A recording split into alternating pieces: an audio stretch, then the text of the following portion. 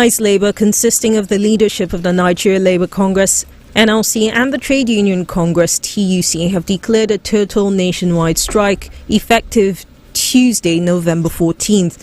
The leadership of the two unions reached the resolution after an extraordinary National Executive Council meeting yesterday in Abuja. The aim of the meeting was to review the modalities for the planned strike following the brutalization of NLC President Joe Ajaero. They also discussed a review of the Memorandum of Understanding signed between the federal government and Organised Labour on October 2nd, following the removal of subsidy on petrol, which Labour centres has said caused untold hardship on Nigerians. The labour unions had on Friday issued a 5-day ultimatum over the earlier arrest of NLC President Joe Ajaero by the police in Owerri, the Imo State capital, last Wednesday. In a related matter, at midnight today, the body ordered a shutdown of electricity and fuel supplies in Imo State following the brutalization of Mr. Ajaero last week by operatives whom Labour claims to be members of the Nigeria Police Force. The Labour body also directed all public and private sector workers in Imo to immediately down tools indefinitely. Elsewhere in the news, President Bola Tinubu has appointed Abdul Mukhtar to serve as the national coordinator of the Presidential Unlocking Healthcare Value Chain Initiative.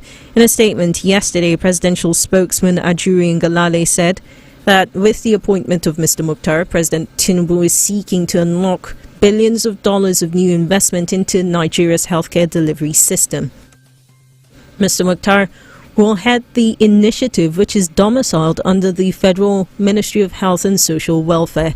He's expected to restructure the ecosystem of health product manufacturing, health logistics services, health technology services, health retail services, health provider facilitation, and health payer reform. The Court of Appeal sitting in Abuja has affirmed the Minister of Labour, Simon Lalong, as the valid winner of the Plateau South senatorial seat. The appellate court, in its unanimous decision by a 3-member panel led by Justice Elfrida Williams Dawudu, yesterday dismissed as lacking in merit an appeal brought before it by the candidate of the People's Democratic Party in the election. The court held that it found no reason to set aside the judgment of the Plateau State National Assembly Elections Petition Tribunal, which had on September 11th declared Mr. Lalong, the immediate past governor of the state, as the authentic winner of the senatorial contest. The appellate court said the evidence before it showed that the PDP's candidate, Mr. Napoleon Bali, who was declared the winner of the senatorial seat by the electoral umpire, was not a bona fide candidate in the election. It further held that the PDP, in disobedience to a subsisting order of a Plateau State High Court, conducted an invalid primary election that produced Mr. Bali as its candidate. Elsewhere in the news, with just 3 days to the governorship elections in Imo, Bayelsa and Kogi states, the People's Democratic Party, PDP, has raised concerns about the Imo State Resident Electoral Commissioner, Professor Sylvia Agu. PDP National Publicity Secretary, Debo Ologunagba, has alleged that Professor Agu is sympathetic towards the ruling All Progressives Congress APC in the state. The PDP also questioned the professor's impartiality and expressed doubts about her ability to ensure a fair and unbiased electoral process in the state. And with that, we conclude the news at 7 a.m. here on Radio Now 95.3 FM Lagos. You can listen online from anywhere in the world at www.thisisradionow.com. Simply click on the Listen Live button and you can take us with you wherever you go. Connect with us on social media. We're on Facebook at facebook.com/This Is Radio Now, and on all other platforms at Radio Now 953 FM. Share your thoughts and opinions with us on WhatsApp to the WhatsApp line 0809 6822595. I am Nabila Usman. Thank you for listening. Now breakfast continues shortly. Do stay tuned. This is Radio Now News. This is Radio Now 95.3 FM. Come for the news, stay for informed conversations. Nah, man. This subsidy removal na shege. You're right. The price of sanitary pads have gone up. Do you only need women to dance behind you at political rallies? Many women cannot afford to buy sanitary pads when they are on their monthly periods. Our girls in school call one way. Many girls can no longer afford the important item for their menstrual hygiene. Politicians suppose reason am o. This talk about sanitary pad is becoming a recurring matter. Don't worry. You, the women, will be part of the team to suggest how we can address the matter well.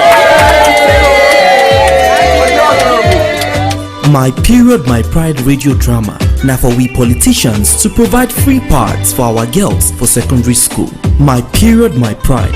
The story of Ife. Now sanitary pad media campaign power up with support from MacArthur Foundation and Radio Now 95.3 FM. coming to you. Every Saturday at 10 a.m. Watch out. Dream Africa is offering the opportunity to dream, is valuing the talents of our continent and supporting its development. Dream Africa is spreading its authenticity, encouraging its passions, and the pursuit of its ambitions around the world. Meet Morocco is embodying the best of Morocco and revealing the country's hospitality and openness to the world. Meet Morocco is taking advantage of an ideal location that connects Africa to the world. Dream Africa, Meet Morocco is Royal Air Morocco's new commitment to put our country and our continent on the path of progress. Royal Air Maroc, Dream Africa, Meet Morocco. Every Saturday on Radio Now 95.3 FM, listen and win awesome prizes on the My Period, My Pride radio drama giveaway.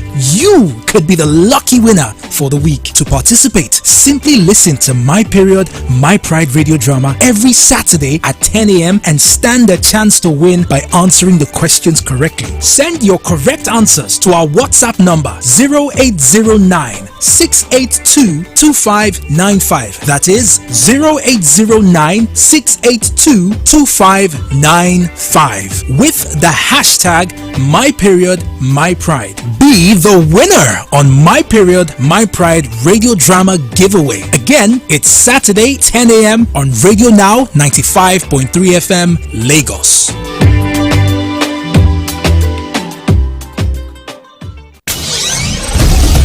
Stay tuned to your Beyond the News station daily for our up-to-the-minute compact news bulletins from 6 a.m. to 2 p.m., 4 p.m. and 6 p.m., bringing you a wide range of local and international news from our news desk. Stay informed, stay updated on Radio Now 95.3 FM. This is Radio Now 95.3 FM.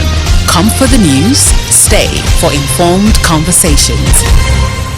Good morning. This is your daily security watch on Now Breakfast.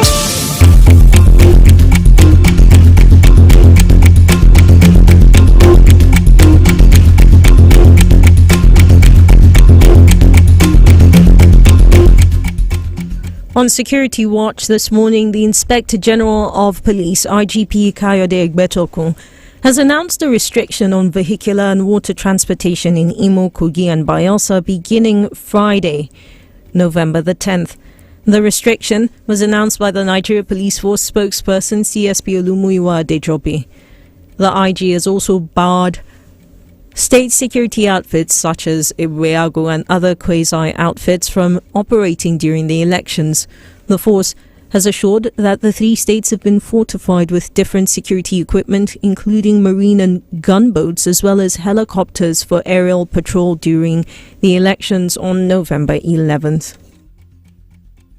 Also on Security Watch, troops of Operation Safe Haven, OPSH, have arrested 3 persons suspected of murdering a commercial motorcyclist in Shonong village in Riom local government area of Plateau State. Captain Oya James, spokesperson of the operation, says the suspects were arrested in a different village and investigations led to the recovery of the motorcyclist's body. Separate operations by the OPSH led to the arrest of 16 other suspects in connection to kidnapping, robbery and gun running in Plateau State. And that's Security Watch this morning, but stay with us, there are more conversations on the way.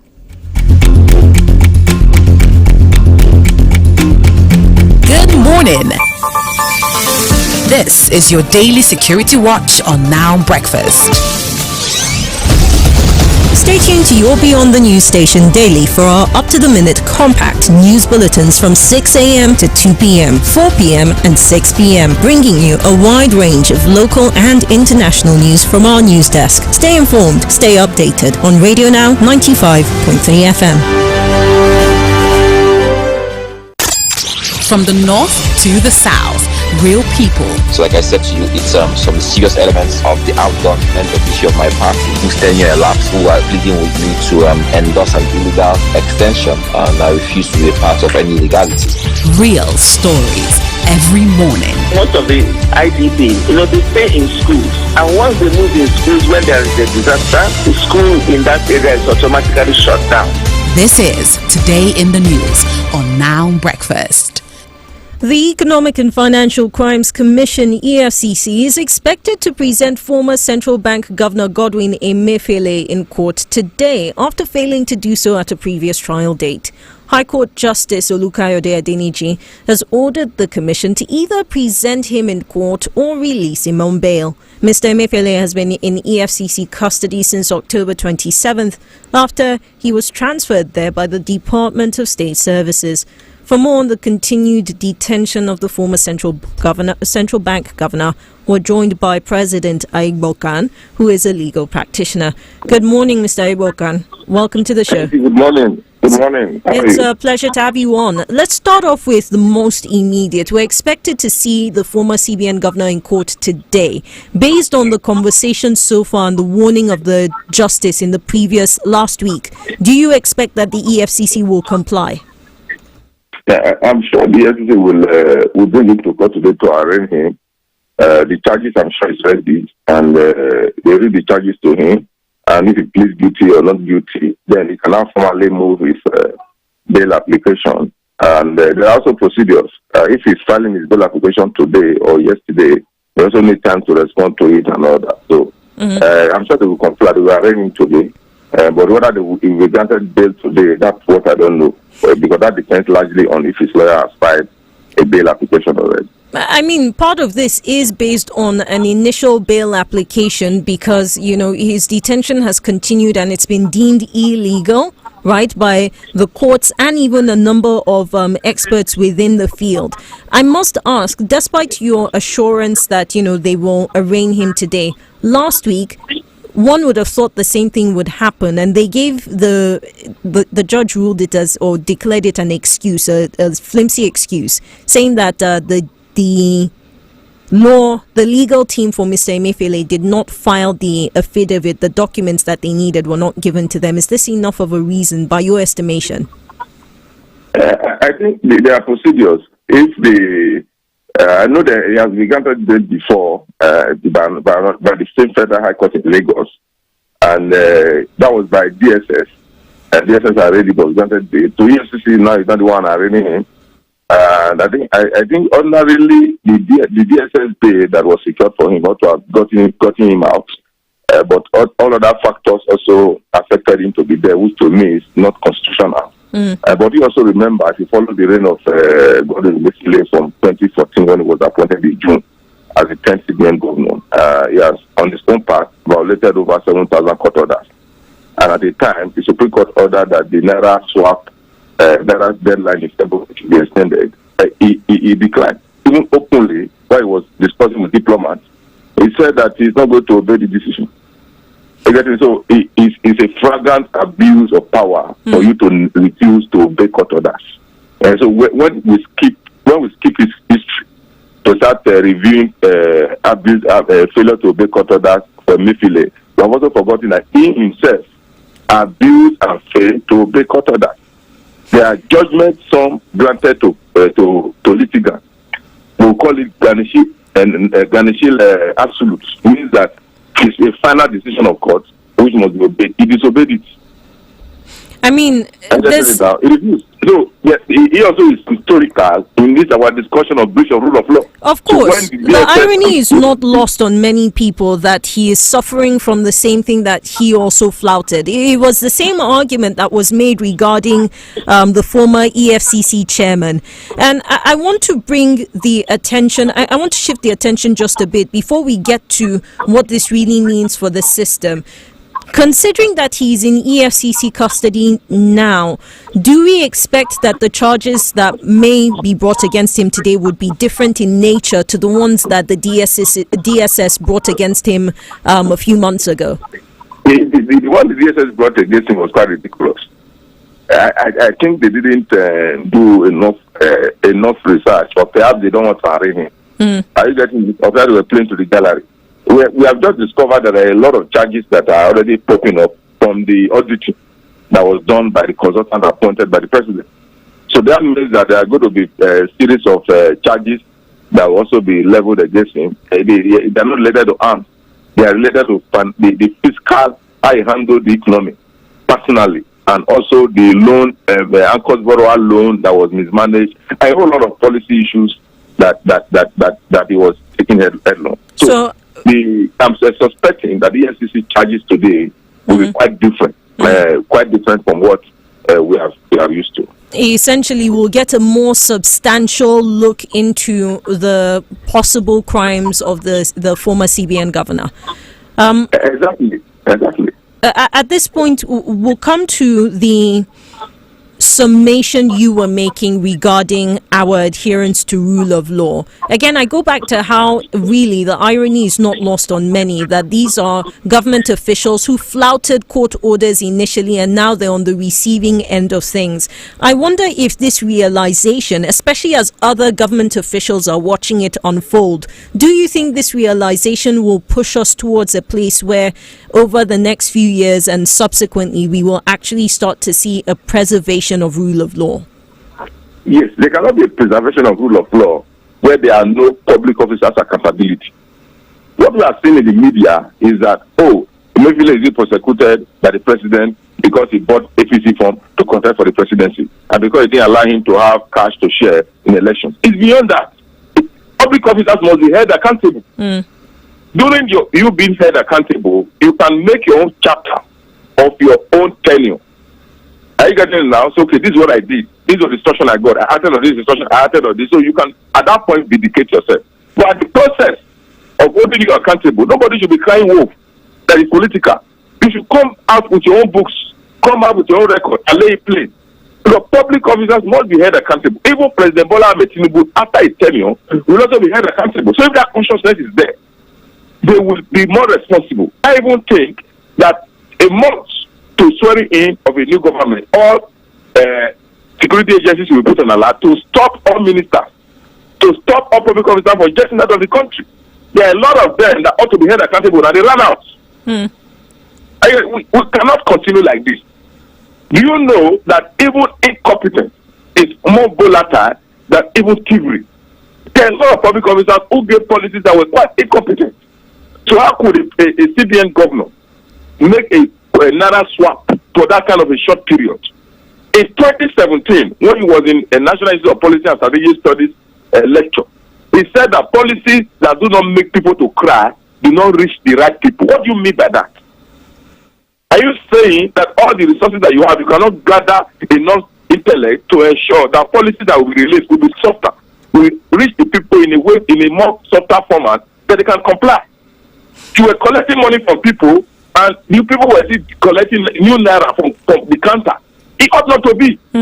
So the policy was quite not well thought out. It was not strategic. So, all inexperience, ability not to have a good policy output, it can be a crime because a lot of people suffer for it. So can you just go like that free, claiming that you are being prosecuted for political reasons? You should be held accountable. Then at that point of being held accountable, you raise your own chapter. I mean, this is part of what we expect to see once the EFCC brings its charges against the former CBN governor. Mr. Igbokan, I want to say thank you for your time this morning. We appreciate it. Our guest this morning, Mr. President Igbokan, is a legal practitioner who's just joined us to discuss the continued detention of former CBN Governor Godwin Emefiele. Mr. Emefiele is expected in court today. As you know, just to recap, he was handed over to the custody of the EFCC on October 27th. Expectations are that we will see more substantial charges brought against him, considering the remit of the EFCC. You're listening to Now Breakfast. Organised Labour ordered a shutdown of electricity and fuel supplies in Imo State, which began at midnight today, following an emergency meeting of the Nigeria Labour Congress and the Trade Union Congress yesterday. The unions also directed all public and private sector workers in Imo to immediately down tools indefinitely. Their resolutions follow the expiration of an ultimatum which was given to the federal government after NLC President Joe Ajaero was attacked in Imo last week. Here's a bit of the press conference they held. He went there without gun. He went there without a single machete, but only to protest. Protest is something that it's in the law.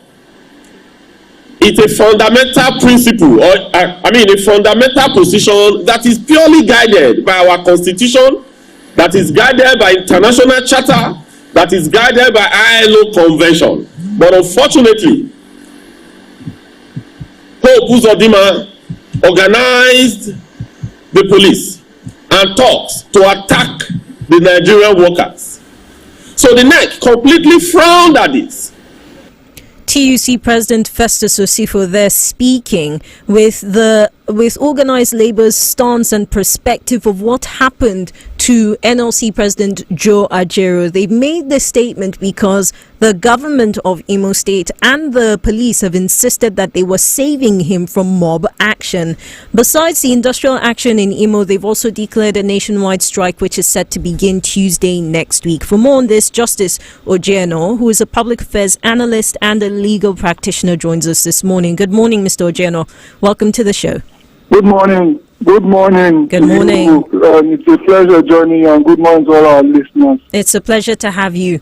I want to start off with what is happening in Imo in particular. So midnight today, we're expected to be witnessing public and private workers downing tools. However, on Friday, October the 3rd, there was a court order that was issued restraining Labour from embarking on any further industrial action within Imo pending the determination of a substantive suit. So in light of this, speak to us on the legality of Labour going on this industrial action today, which started at midnight today. Okay, with respect to that, one of the excuses that that Labour generally is given is that they have not been served with that order, and that sounds a bit legitimate, but the reporters generally has it that has actually happened in that particular court. To a large extent, it behoves on them to try to maybe defer to it or believe in the legitimacy of such an order, of the fact that such an order has been made, and actually defer on the side of the rule of law. Because eventually, no matter how emotive we are about issues, we must still defer to whatever it is that the courts say, because that is about the only guarantee that we have for an orderly society.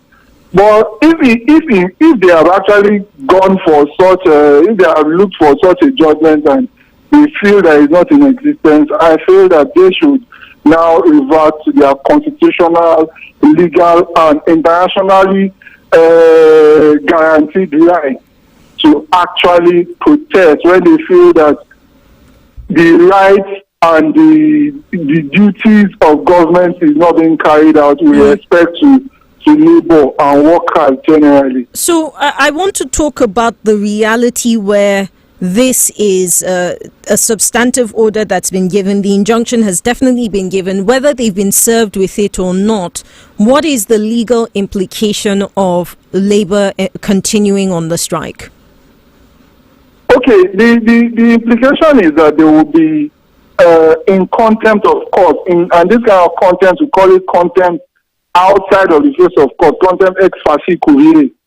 When you do something to hurt the decision of the court outside of the court premises, if it's within the court premises, maybe the person shouting inside the court, we talk about contempt ex facie curiae.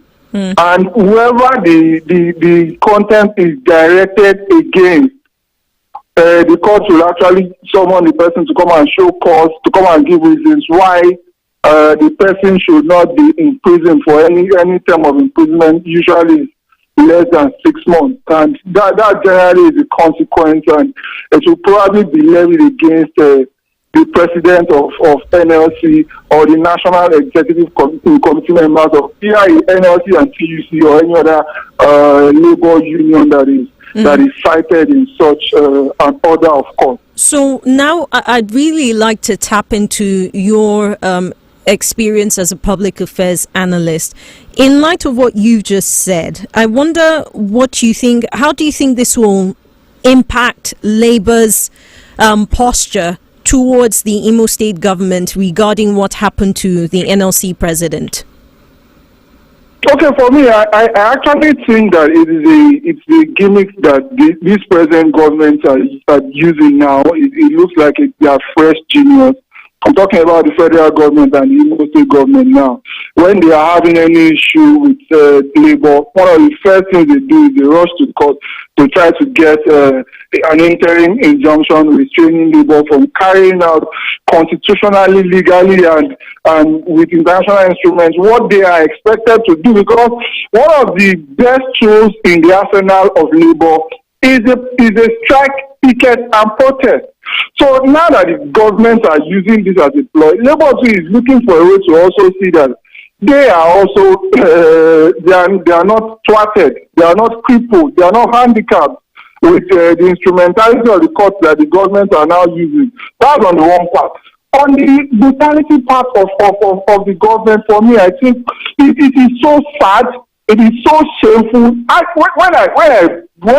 When the news broke, I honestly to God prayed that it wasn't true. I just felt that it's going to be a conspiracy theory, because Joe Ajaero, as one human being, is the singular most important object of protest in this country. As far as our constitution is concerned, pursuant to section 39, pursuant to section 40, pursuant to section 41. Joe Ajaero is the leader of Labour. Who else should protest? Who else should have the right to protest in this country if not Joe Ajaero?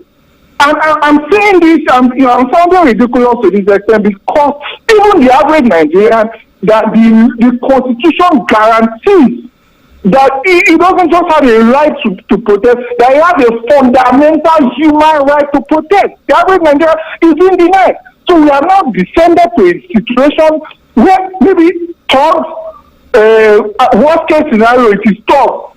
Best case scenario, it is thugs. Worst case scenario is the Nigerian police itself that brutalize him. It is an absolute shame, and I think that every average Nigerian should condemn it to their sinews. Well, Mr. Ojenor, unfortunately, this is as much time as we can take on this conversation, but we certainly will revisit this, especially as Labour's actions are still very much underway and ahead of Tuesday next week. Thank you so much for your time and your expertise on this conversation. Mr. Justice Ojenor is a public affairs analyst and a legal practitioner, joining us to discuss the Nigeria Labour Congress, actually organised Labour's decision to down tools in Imo State, began at midnight today, and this is in respect to the brutalization of NLC President Joe Ajaero just last week. They had given the federal government an ultimatum, 5-day ultimatum, to either dismiss the Commissioner of Police in Imo State, not either to dismiss the Commissioner of Police, but also to arrest and aid to the governor whom they've accused of spearheading the attack on Mr. Ajaero. You're listening to Now Breakfast. The ECOWAS Court of Justice has declared sections of the Nigeria Broadcasting Code as infringements on the rights of Nigerian citizens. The ruling was handed down in a lawsuit brought by Express Now Human Rights Initiative. Now, the ECOWAS Court had ordered the Nigerian government to align the sections with this is the government's international obligations. The affected sections of the NBC Code are about 4 in number, and they're said to be in contravention of the African Charter on Human and People's Rights. Solomon Okedara is one of the lawyers who tried this case in the ECOWAS Court. He's also co-founder of Digital Rights Lawyers. He joins us this morning for a better understanding of the judgment. Good morning, Mr. Okedara. Welcome to the show. Good morning. It's a pleasure to be here. It's a pleasure to have you on. Let's start off with your general reaction to the court's decision to rule essentially in favor of you and your fellow, the fellow, what's the, I don't know the legal term now. Those of you who took the case to court. Thank you, the applicants. Yes. So general reactions. Well, just like they would say, I think for me, it was like Christmas came early in the year, and not just for me, not just for the applicant, but for the media freedom in Nigeria and all Nigerians as a people. Because for me, first of all, journalists and media houses should be free to do their job, without fear of sanction. That's number one. And number two, we need to understand that the media actually is a very core part of our society and our democracy. And they need to be able to hold the government accountable, without fear of sanction. The moment, journalists labor under the guise of fear of this sanction, then we have lost the whole essence of media freedom. So let's speak about the specific sections of the NBC Code that you challenged, right? So Articles 3, subsection 1.1, 3, subsection 1.2, 15.2.1. This was of the 6th edition of the NBC Code. And we know that code was amended, and you also challenged that amendment as well. So speak to us about the details there. Okay, so very much when you look at it, Article 3.1.1 speaks to offensive reference. Now, and of course, it actually penalizes it. Article 2 speaks to hate speech, without defining what constitutes hate speech. Right. Then, of course, Article 3, Article 15, 2.1, I guess, speaks to the penalties, which includes revocation of broadcasting license. Then, of course, the amended article, which is 55.1, speaks to the penalty, the fines, impossible. Now, when you look at that, so let's break them into two. Article 3.1.1 and 3.1.2 speaks to the outlawed actions, which are of making offensive preference, and of course, hate speech. Then, the other two articles speak to the sanctions. Now, the truth here is that on the face of those first articles, the first two articles, they are too infinite in their spectrum. They are bogus. They are vague. They are ambiguous. And the truth is that there is something called word for vagueness when it comes to criminal justice system. Every piece of legislation must actually be precise enough to give a citizen, notice enough to know what action will constitute an offense and which one will not. So using the word hate, the phrase hate speech, without defining the limit, the extent, then of course you have constituted a dragnet that every condemnable or every sort of expression can actually come into it. And so when you have such a provision like that, which is in effect, a law, because every regulation makes person to a law as a force of law, then you have actually put together a tool in the hands of tyrants.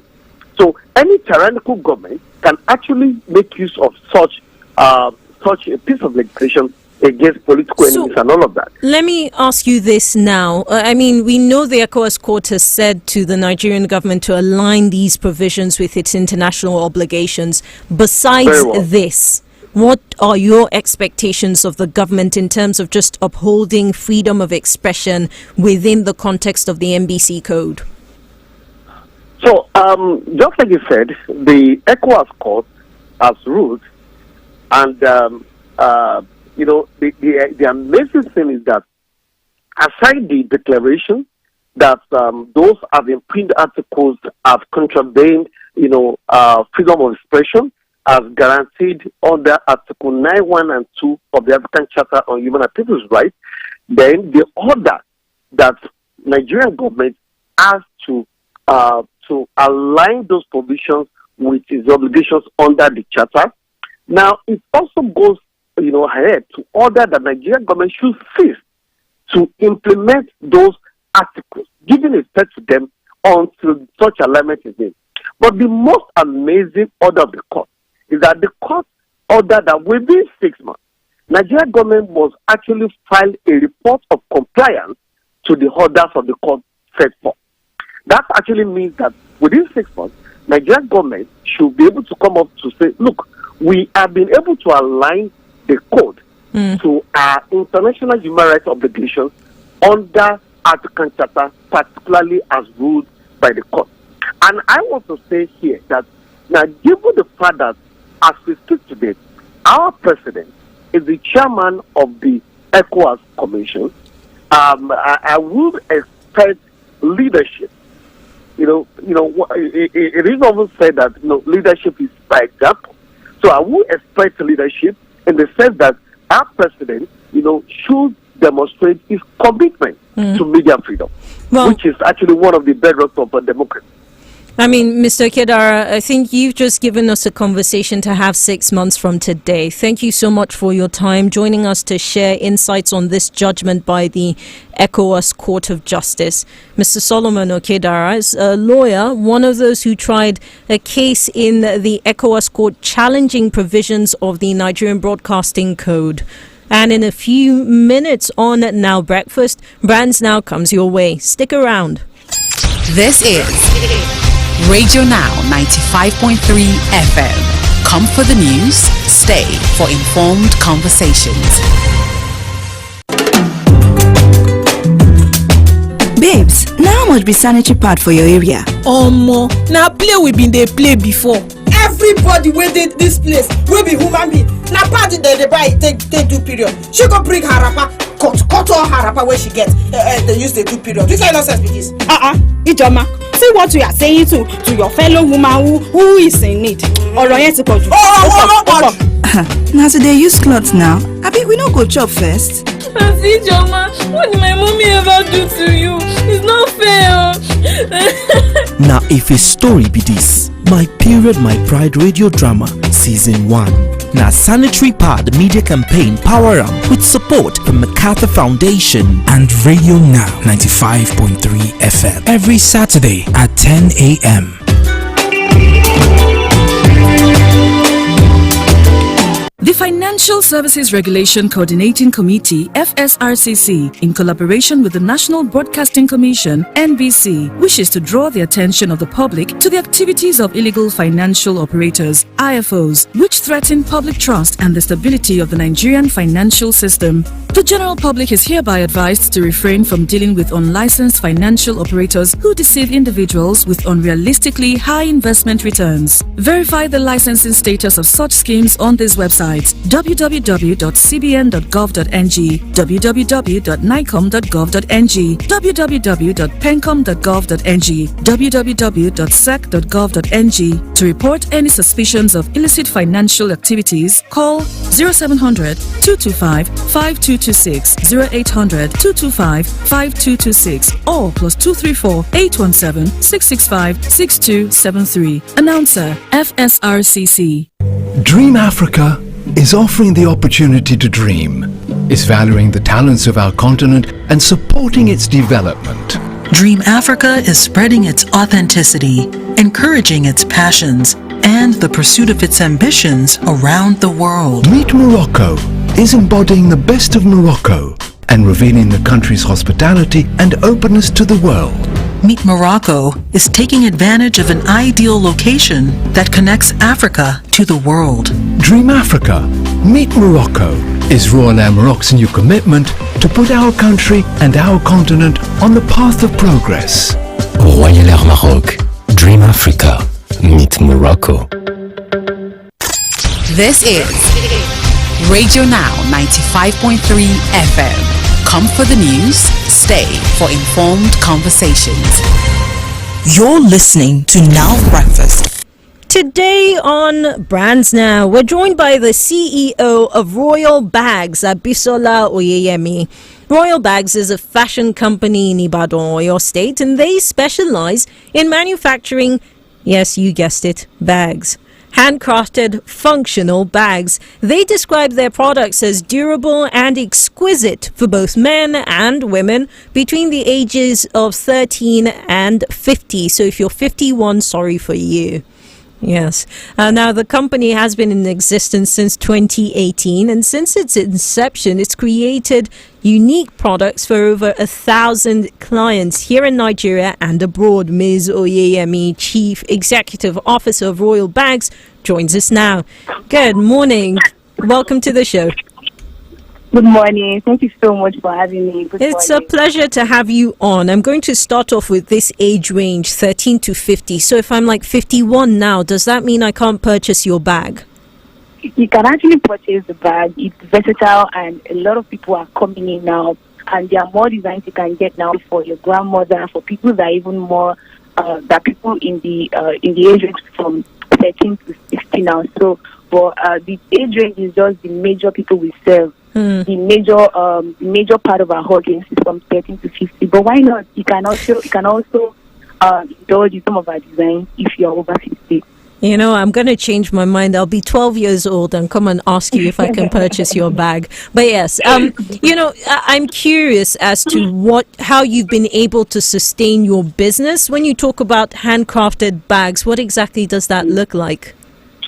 Beautiful. Also, handcrafted bags are bags that are really made from scratch here in Nigeria. Bags that are also locally relevant, and bags that bags that are made with the Nigerian person in mind. Because it's not all bags that you see around that are so functional, and it's not all bags that you see around that are made with the person that's going to do it in mind. So, locally handcrafted bags are bags that are made with you in mind, and they're also locally relevant, meaning that some of them have infused in them some of our materials, local materials here in Nigeria, like Ashoke, like Ankara, and they're handcrafted, meaning that they're made from scratch right here in Nigeria.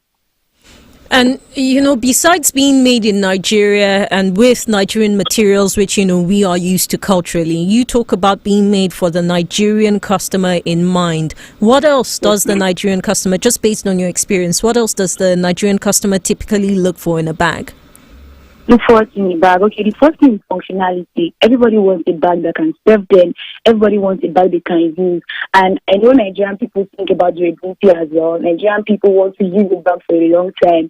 And they are buying a bag, they are thinking of how the bag can serve them for months, for years. And that's what we are here for. When we make any bag, we think about the strength of the bag. We think about how effective it will serve the person, not just for the aesthetics alone. We think about how the hand will be strong to suit the person, to suit the load that the person wants to bring. Like I said, Nigerians want to eat their cake and have it all, and that's why we are here. We don't want to give you a bag that's just beautiful, but it won't serve you for a long time. We don't want to give you a bag that is so mini that you can't even put anything inside. We have some of our designs too that are just there for the aesthetics, but a lot of our designs were crafted for their functionality, meaning that you have a bag that is beautiful and at the same time strong. At the same time, it can stand the test of time. That's the Nigerian market, and that's what we're selling.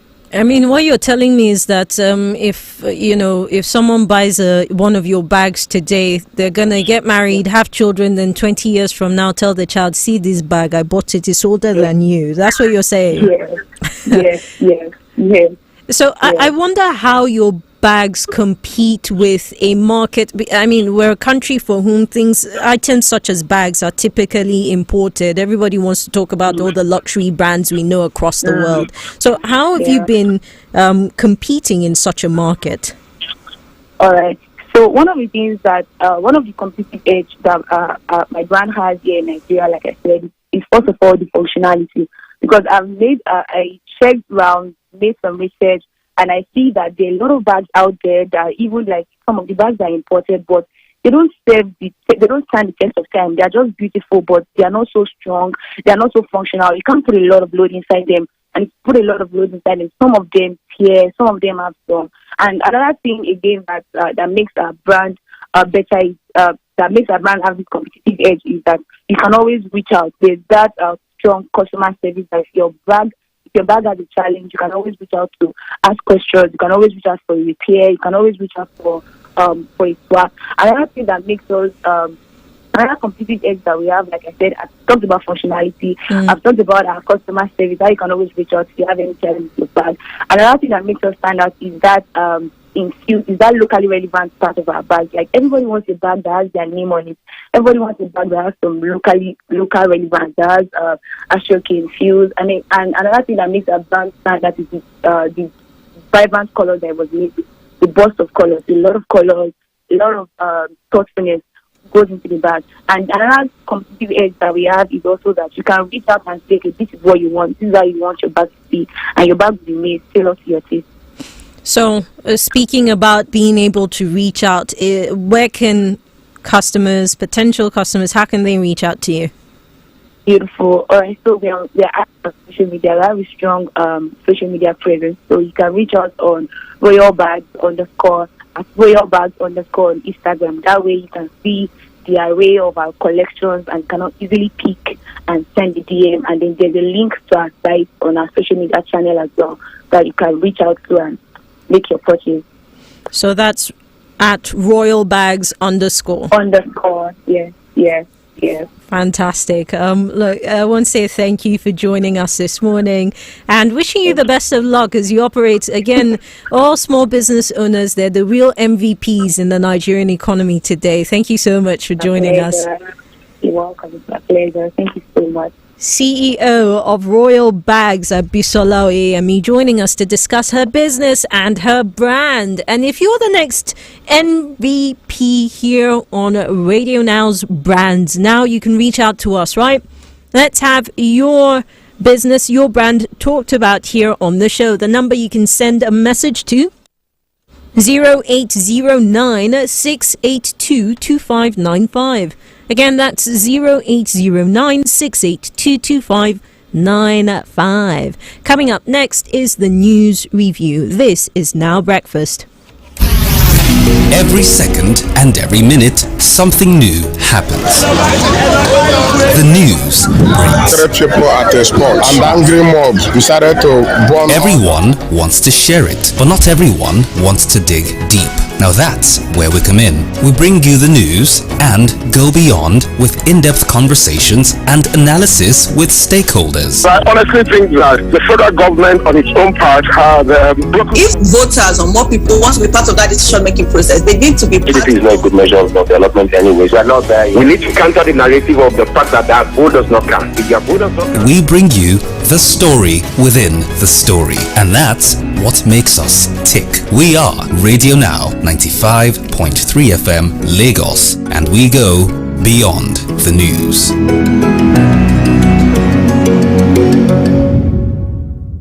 This is Now Breakfast. Grab a seat, pour a cup of coffee, and join the conversation on Now Breakfast. Let's go beyond the news. Let's talk facts. First and foremost, the government will never kowtow to the threat of any group to give it conditions. Let's discuss your opinion. The politicians in Nigeria don't understand the principle of politics. The day's biggest news stories. IPOB has been covered in themselves in glory. There is nothing special about them. It's like a witch cried at night and the child died following morning. This is the news review on Now Breakfast. Welcome back. It's Wednesday, the 8th of November, and this is the news review on Radio Now 95.3 FM Lagos. My name's Nabila Usman. It's a pleasure to have you with us. Joining us on this conversation is the Wednesday man. Professor Anthony Killer is the Center Director at the Commonwealth Institute of Advanced and Professional Studies. Good morning, Professor. Can you hear me? Good morning, Nabila. Good morning, everybody. Hi, Professor. It's good to have you on. The front pages of the dailies today are quite busy, and I'm just going to piggyback off one of their headlines that speaks to the Senate wading into the war in Gaza. This is a headline that's actually shared on both front pages. The Guardian reads, Senate nudges federal government on ceasefire call, and the Daily Trust reads, war on Gaza, Senate calls for ceasefire, asks federal government to press for two-state solution. And here, Professor, I want to play very quickly in quick succession two audio clips. The first is Deputy Senate President Jibrin Barrow, who was he made his own submission during the debate on the floor of the Red Chamber. So here it is. This is not acceptable. This is not good. It's not good for the modern world. For a world that has become sophisticated, has become more advanced, to now begin to witness this kind of atrocity is not something we should welcome. We should add our voices to that of responsible people over the world, that Palestine and Israel should come together, accept the two-state solution, accept the two-state solution for permanent peace to prevail in that region. Senator Jibrin Barrow, Deputy Senate President, and at the end of the discussions on the floor of the Red Chamber, this was the conclusion which the Senate came to. Here's Senate President Godswill Akpabio speaking on the Senate's resolutions. To call on the federal government of Nigeria to, as a matter of urgency, take necessary steps in conjunction with other countries and the United Nations to immediately end the conflict, ensure ceasefire, urge the federal government of Nigeria to press for a two-state solution as a panacea for permanent resolution of the Israeli-Palestinian crisis. So, Professor, there are multiple thoughts that come to mind, right? But I'm going to hold back and simply ask you what you think hearing our lawmakers debate this. Well, the one thing that comes to my mind is I totally forgot about the Deputy Senate President. I don't know if that's a positive thing. Maybe it's because there's been so many controversies surrounding your Senate President. I totally forgot that the guy existed. Well, it's good to hear him. Well, I think the resolution is a good resolution, at least, personally it tallies with what I think. I'm for, a two-state solution. And I also believe that peace at any price, even at the cost of a little bit of injustice, let us save lives. So I agree with them. And it's a good thing that they're thinking this way. Of course, one will now think of how, effective their voice is, how many people are listening to them. It's a beautiful thing to hear our senators talk about how modern and sophisticated the world is. He shows up. And, what we wonder, I think it would be good to monitor how much their call will reverberate in the world. Let's see, who's going to pick it up. Should we be thinking about it reverberating in the world before we think about it reverberating here? The federal government already issued our stance. We've seen us vote in UN resolutions for a two-state, or rather for a ceasefire.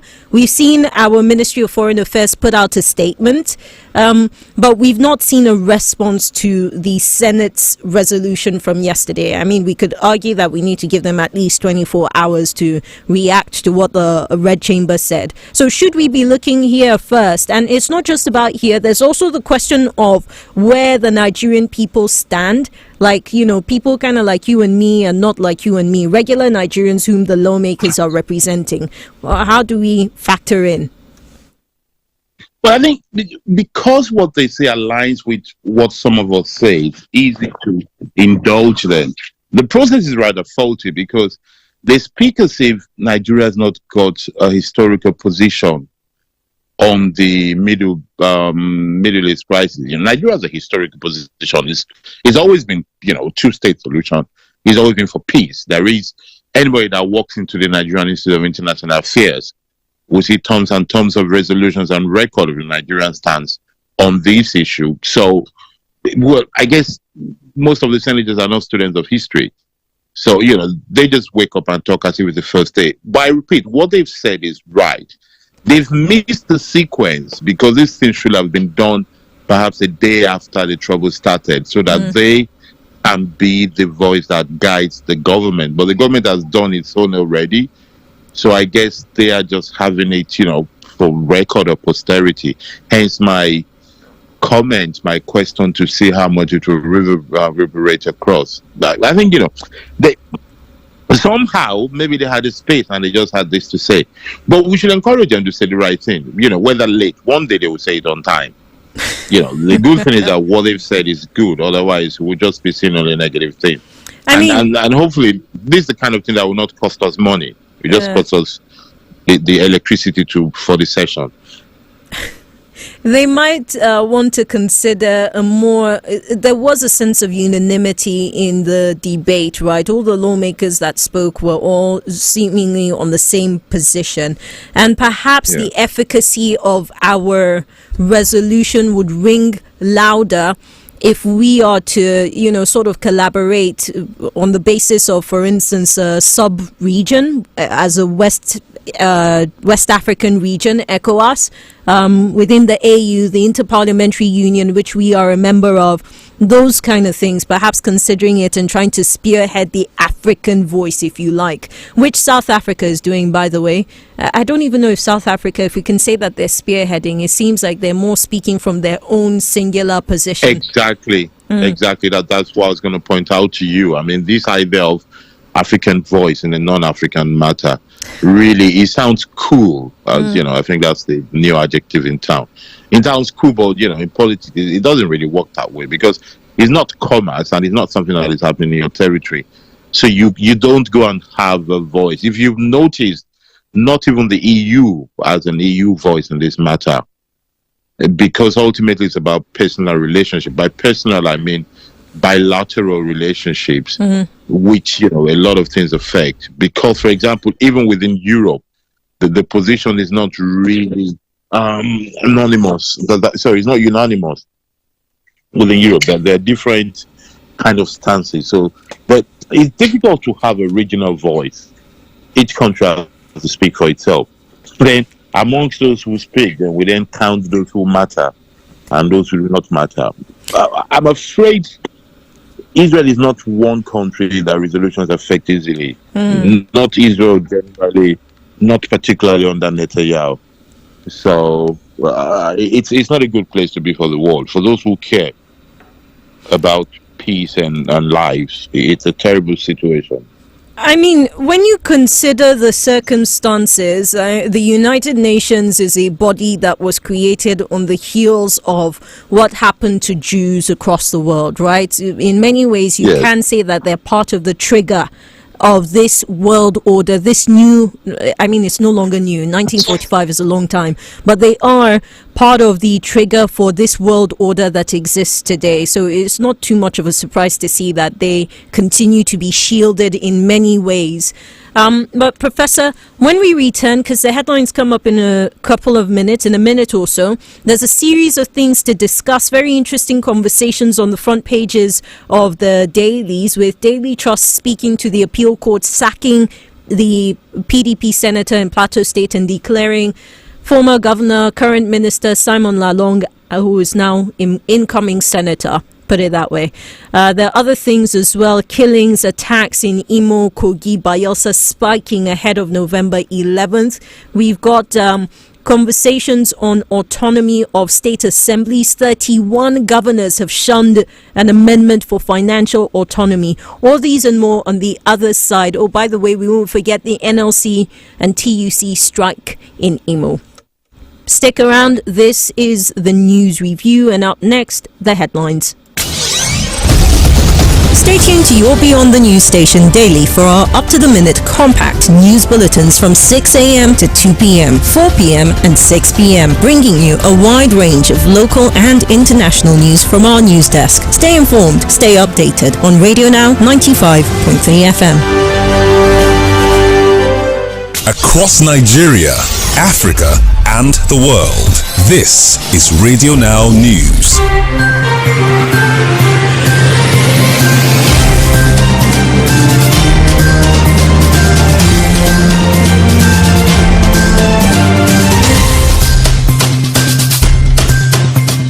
In the headlines this morning, first in local news, Labour declares nationwide strike from Tuesday, November 14th. President Tinubu appoints Mukhtar Presidential Healthcare Initiative Coordinator.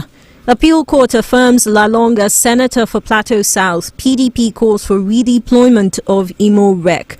In business and economy, creative sector can boost Nigeria's GDP by $100 billion, says United States. In showbiz and entertainment, Hilda Bassi congratulates Alan Fisher on new cooking record.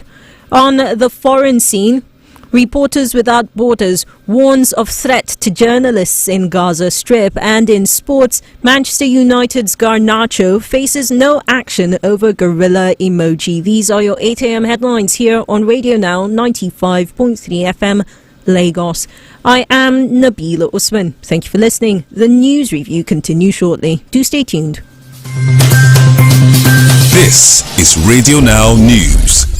This is Radio Now 95.3 FM. Come for the news, stay for informed conversations. This is Now Breakfast. Grab a seat, pour a cup of coffee, and join the conversation on Now Breakfast.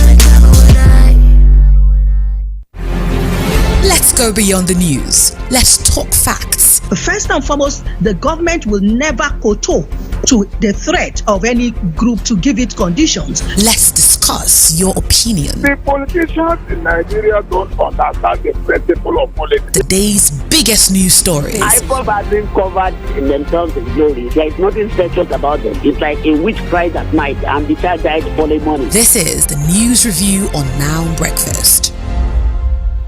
Welcome back. It's Wednesday, the 8th of November, and this is the news review on Radio Now 95.3 FM Lagos. My name's Nabila Usman. My guest this morning is the Wednesday man, Professor Anthony Killer, Center Director at the Commonwealth Institute of Advanced and Professional Studies. And in the first bit of the news review, we've discussed the Nigerian Senate, who passed a motion or resolution, came to a resolution regarding the war in Gaza, calling on the federal government to take a definitive stance, ask for a ceasefire, and also back a two-state solution to the Israel-Palestinian situation.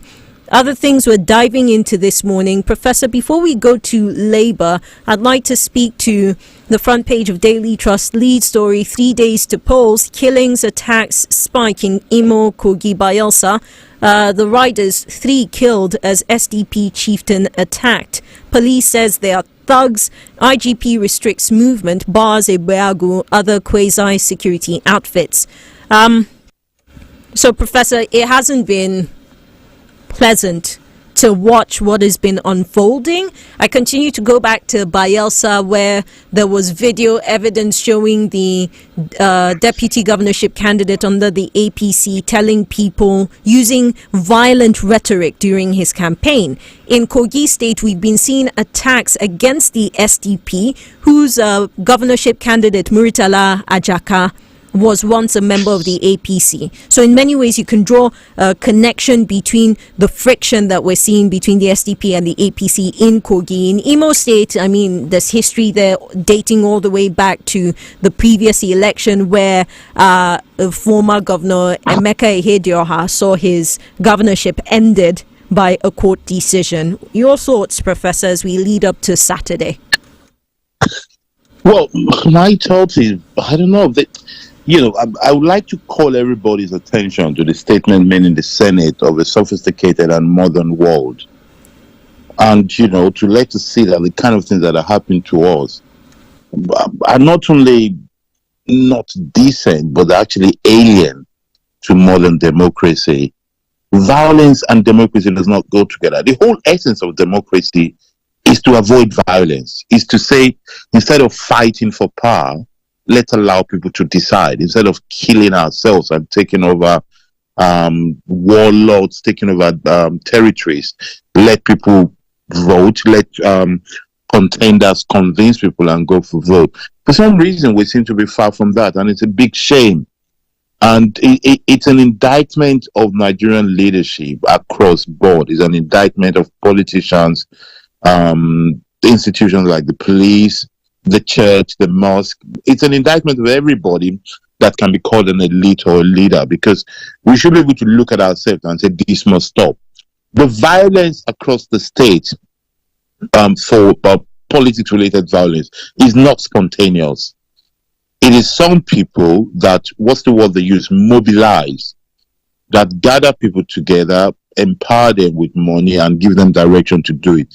But I think we need to find a way to call this evil if we want to move on. The issue made this complicated. Even this matter of going to court, it's not normal. We just think it's normal. It's not the way modern democracy is intended. Rarely do people go to court in modern democracies across the world, but we seem to do it. I think we need to look at ourselves and know that something is, if not wrong with us, at least wrong with our system. But I think something is wrong with us. Well, I mean, I'm just going to leave this hanging for a bit. We were likely to circle back to this conversation in the course of the news review. Elsewhere, we're talking about Labour and its resolutions. The front page of Daily Trust says, Ajero, Labour orders power shutdown, flight suspension to Imo. And on the front page of The Guardian, NLC TUC threatened nationwide strike November 14th. I've got here a bit of the press statement. We're going to listen just to the resolutions towards the end of the statement by TUC President Festus Osifo. That from 12 midnight today, that we are going to carry out a national action that is going to zero in on Imo State. That will be effective 12 midnight today. So the series of the actions that we are going to carry out will be made known to you. But these actions are not limited in any front. That will commence 12 midnight today. Then, on Tuesday next week, there is going to be a total nationwide strike, effective Tuesday next week. Because as of last week, we issued a directive, and in that directive, we had some series of actions that are stated therein, and none of them, as of today, has been met, and no attempt whatsoever has been made to address them. So that is the resolve of the joint neck of the Nigeria Labour Congress (NLC) and Trade Union Congress of Nigeria (TUC). So, Professor, I mean, we saw this begin last week, Wednesday, when that attack occurred. We saw the back and forth between the NLC and the Imo State government, and also the statement by the police. Now, here's the thing. That day, the Organized Labour came out and said, we're issuing a 5-day ultimatum. We want the federal government to see to the immediate redeployment of the Commissioner of Police in Imo. We also want to see an arrest and prosecution of the aide to the Imo State Governor, whom they accused of leading the thugs and the police officers they say were behind the attack on Mr. Ajero. Now, here's the thing. Since then, we've not heard anything from government. The 5 days which have expired saw Labour come back and say, okay, instead of the industrial action we threatened, we're going to issue another ultimatum, a different industrial, because they had said nationwide. So what we're seeing is an Imo State industrial action. Nationwide is set to begin on Tuesday. Generally, there is this perception that we are approaching this shocking act, right, with levity. From the side of the government, where they're quiet, but also from the side of Labour in a way which has still chosen a very extremely diplomatic approach, considering the situation now. It's an extremely diplomatic approach to the demands that they've put on the table, or just wanting to see government act at all. I wonder if you see it from a different perspective. Well, no, I don't. Let me premise this, that we need to remind ourselves that this act of beating up union leader, of intimidating, brutalizing, humiliating union members and leaders, there's one word for it, and it's fascism. It's something that is known in history, and we need to walk very carefully away from it. Very swiftly, deliberately, clearly, and carefully away from that kind of situation. And I think it's something that all men and women of goodwill need to condemn and reject and say, this is not acceptable.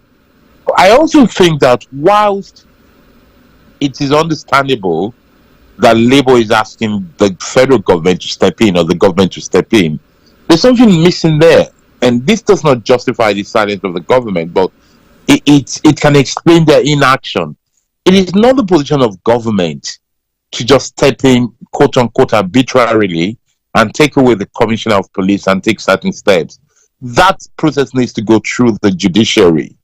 I think what Labour needs to have done is to report, either through a petition or through some kind of thing to judiciary, to say, we accuse, to set up a complaint, to say, we accuse the aid of the governor, we accuse the commissioner of police, and we suspect that the governor is involved in this act of intimidation.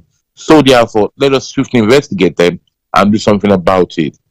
The inaction of the government is understandable, but the silence is not understandable. I think a statement from the presidency, given that they make statements on a lot of things, could have, helped giving some tonic to our democracy. The silence is not acceptable, I think. And I think we need to take this very seriously, because when Labour is pushed to the wall, what they tend to do is to strike. But the strike itself, let's think about it. Let us assume that the governor is behind what happened to them. It won't affect the governor, at least if it affects the governor. It won't affect the governor much as it will affect students, traders, lovers, and everybody leading their normal life. I mean, Professor, technically, and I'm not going to use the Sena Climbs term, but influence from Labour should translate, considering that just 2 days from now or so, the same governor is seeking re-election.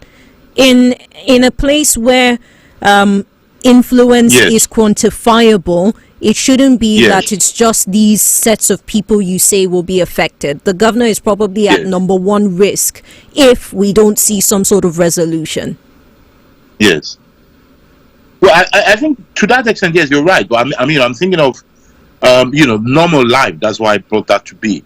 But I also think that this is also something about our democracy. Let's not use Sena Climbs, we say. Elsewhere, if you take this to Labour, if you take election, you will feel the consequence. You won't even do it anyway. Let's put it that way. Because Labour will have enough votes to affect your election. For some reason, that does not seem to happen in Nigeria. And these are the other things we need to think about our democracy when we consider it. What kind of democracy are we running? Why are we immune to classic factors of democracy? Why do you have this kind of different trajectory? These are the kind of things we need to... and I think those who can think should start thinking. So, Professor, I want to ask this, and this I agree would be likely presumptuous, but I am hoping that someone will call in and weigh in on this. This isn't pay related, even though in yesterday's resolutions and press statement, Labour actually roped in the MOU that they'd signed with federal government early October. I don't know if that is a tactic, right, to try to spur some sort of sentiment in their favour from their constituents, in this case, workers across the entire country now, not just Imo State.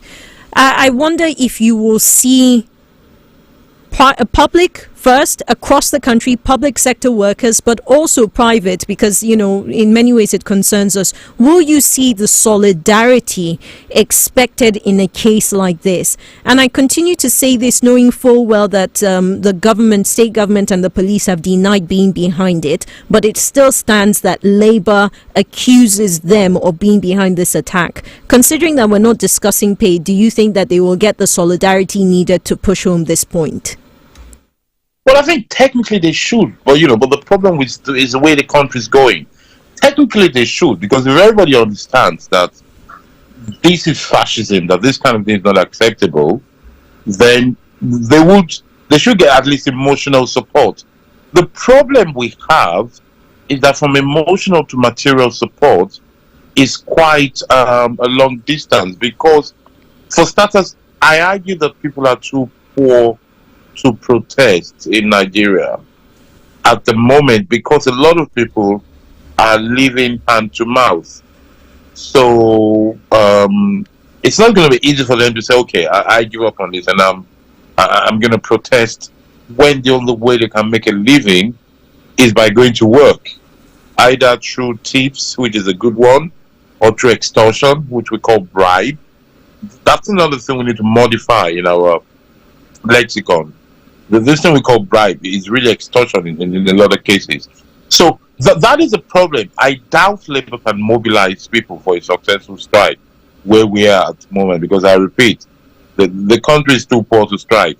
But in terms of the sort of moral, emotional support, I think they need to they can make a case for that, and that can work.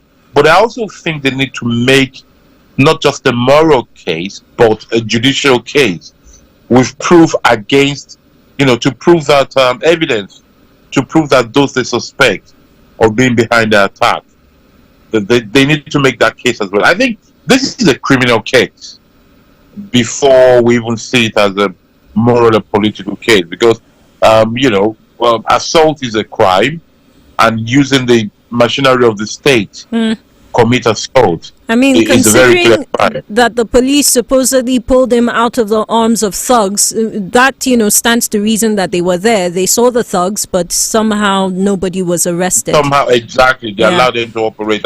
Yeah, now, so Professor, I think those are the kind of things... No, let me let you finish. Please go ahead. Yeah, I was going to say, that's it. That those are the kind of things that Labour needs to prove very clearly, beyond reasonable doubt. To say, it's either you were part of the violence or you allowed the violence to happen.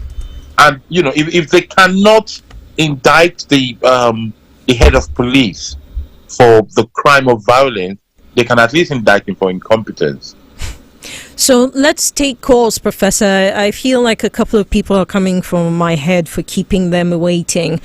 If you get through, or once you get through, I implore you to keep your contributions within a minute. I'll give you extra 30 seconds, right? A minute, 30 seconds. Let's get as many thoughts as we can. 0913 5000 953. Again, 0913 5000 953 and 0901 1111 953. That is 0901 1111 953. If you can't reach one, try the other. Send a WhatsApp message to the line 0809 682 2595. Ede, good morning, welcome. Your minute and 30 seconds starts now. Go ahead. I no agree. Why am I not surprised? I no agree, because in the morning like this, you go find one kind problem. In the morning, you people, like the lady who do bag and tell you that 13 to 50. And you know that you don't pass 50 years. You say you must buy them by 51 years. Can you think about what people are doing to this country, Nigeria? What does this have to do with the country, Ede? Why are you people manipulate everything? If I may ask that question. What does that mean? Thank God for that. Okay, you know what? Let's come to the news review. Let's just come to the news review. Oh yeah, share your thoughts. My review one is that I called somebody last night. The guy told me that the government of Imo State have booked all the hotels since last month. All the hotels, nobody should enter anywhere. Anything lodging accommodation at all is booked this last month. Can you see strategy of our So who calls themselves leaders? That's one. Secondly, Mr. Ajero and his people. You see, when you keep giving, I don't know how I can call it, because in those days when we are small, if you know that somebody will beat you, if you those time, you know that your friend can beat you. He will tell you, come out, let's go to either come, let's go to this road. I will beat you. You know for sure that you cannot beat that person. You know fit to, but you keep okay. Where you are dragging? Does it mean that there is no line where you are? Why not meet the person? You people will fight. That's the thing. Because every day they will come and tell us, Nadina, I give you this homework, please, from June 1st to now. Please calculate to us. Tell us how many times now Nigeria Labour Congress and the PUC, how many times they have, put up this strike of the thing. At the midnight, they just take it and tell us tomorrow. Don't tell it to. All right, thank you. So please, a minute. No, you've used up your time. John is waiting. A minute for Nigeria. No, I can't give you a minute. One word. A minute. One word. Okay. Please. Now. Please is a word. You people. Okay. You people want Nigerian government to go and direct Israel and these people on what to do. You know the kind of people we have. All right, they want to make trade we cannot able to carry. All right, Ede, let's leave it there. Let's leave it there. Thank you, Ede. Thank you, Ede. Ede quite cynical there, and we'll get to his comments in a bit. John, thank you for waiting. Good morning, Abila. Welcome. Morning, please go ahead. Mr. Stalin said once that ideas are a very dangerous thing. Ideas and guns are a very dangerous thing. We wouldn't allow our enemies to have guns. Why should we allow them to have ideas? The fact of the matter is that the Nigerian political establishment is against the people. We have a political campaign in which a political candidate said that the best way to get power is to grab it, is to snatch it, and to run away with it. And every other thing we see from his political party shines a light on that ideology. I dare the APC to have free and fair elections devoid of political thuggery and let them see the real opinion of people about this. I double dare the APC to have free and fair, non-violent elections wherever the elections are holding in the country, and see if they will not fail woefully. These are all tactics that they are bringing to bear because they know that the people's heart is completely against them.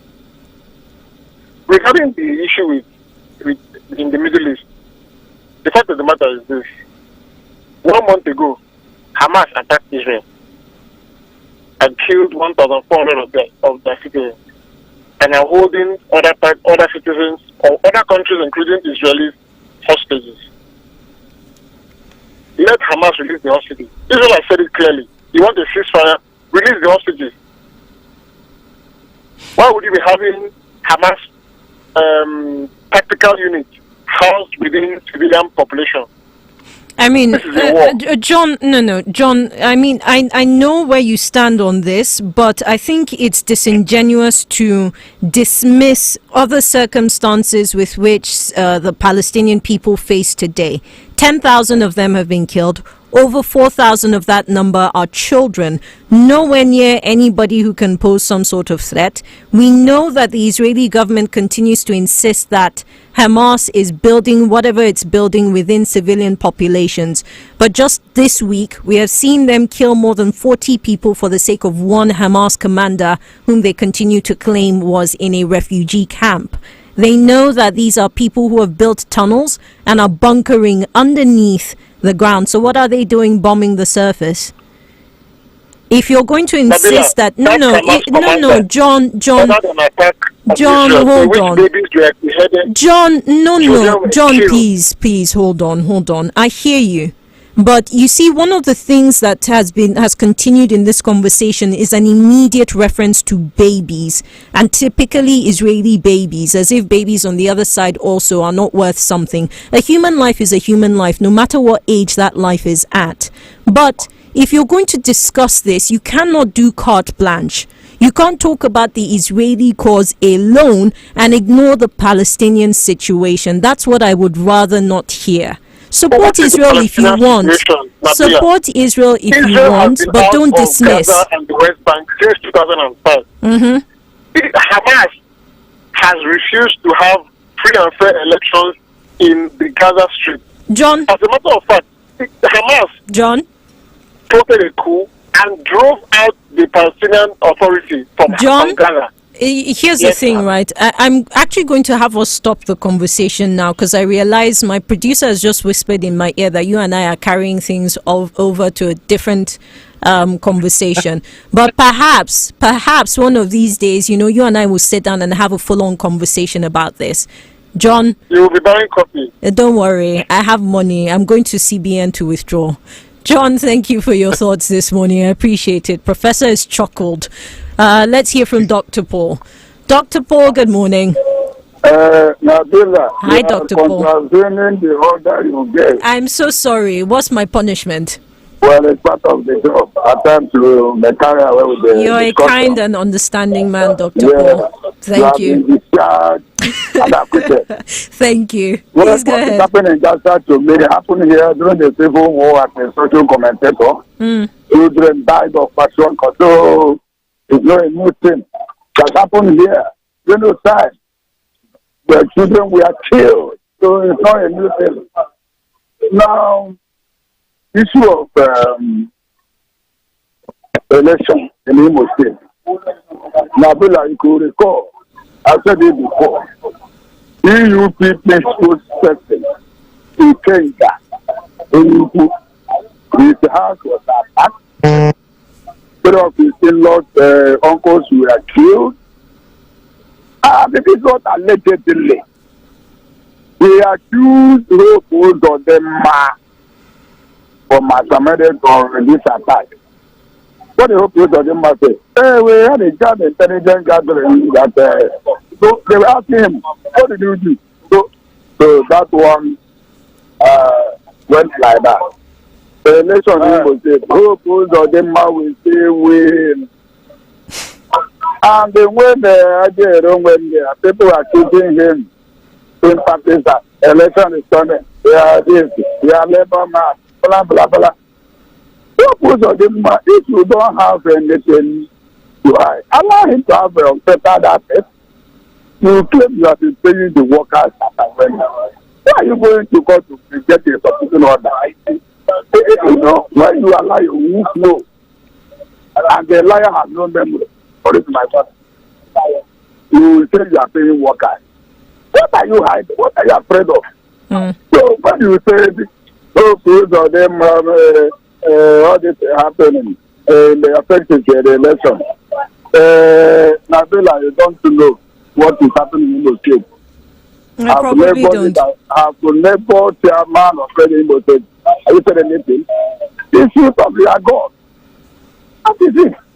All these things, there are two persons in Nigeria that have unmerited favor, what I will call unmerited favor to become a governor.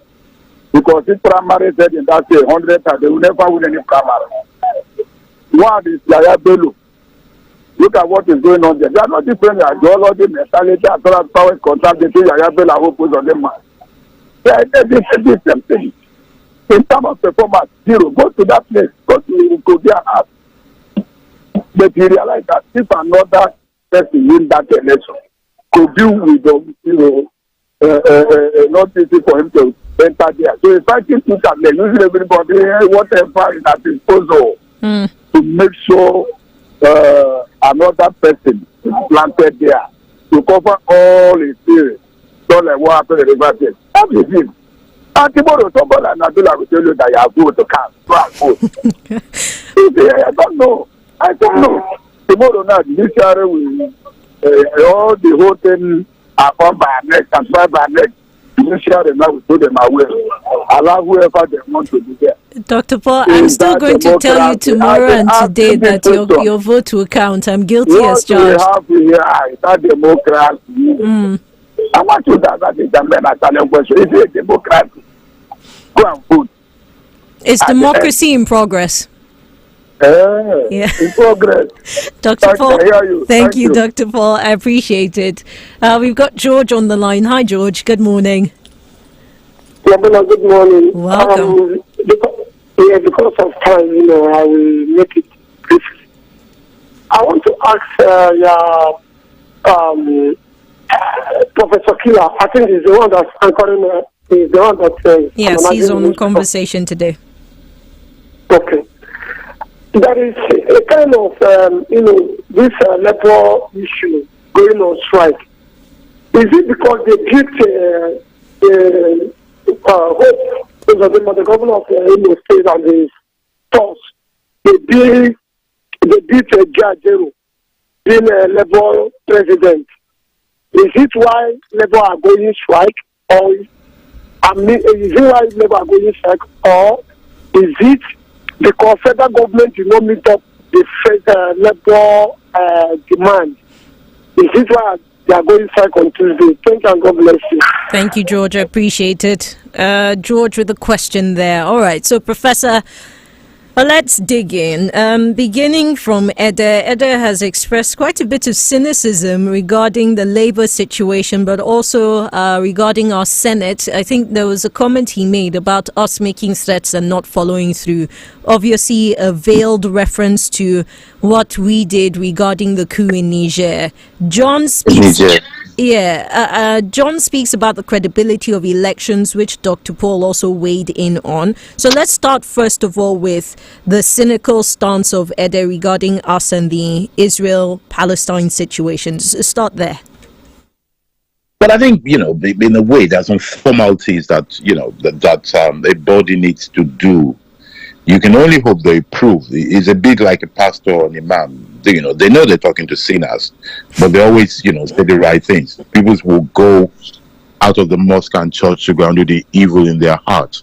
But it is the duty of the priest, whether pastor or imam, to preach the right things. And you keep doing it every Friday and every Sunday, hoping somehow you reduce it and you convert all to the righteous path. So we still have to do the right things formally. And then from the formality, we hope to get to the practical bit. So the cynicism is understandable. And, one cannot say, stop being cynical, because there are enough reason to be cynical. But we just have to be idealistic and hopeful as well. That is to this point, yes.